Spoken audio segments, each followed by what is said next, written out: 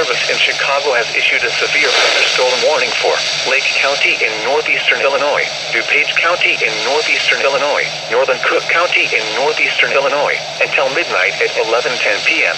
Severe thunderstorms were located along a line extending from Gilbert to North Aurora, moving northeast at 60 miles per hour. Hazard, 60 miles per hour wind gusts.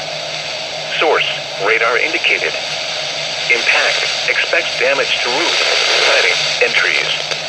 Locations impacted include Chicago, Aurora, Naperville, Elgin, Waukegan, Arlington Heights, Evanston, Schaumburg, Palatine, Skokie, Des Plaines, Mount Prospect, Wheaton, Hoffman Estates, Oak Park, Downers Grove, Glenview, Elmhurst, Lombard, and Buffalo Grove.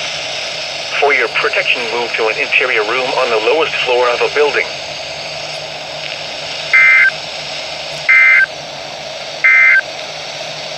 The current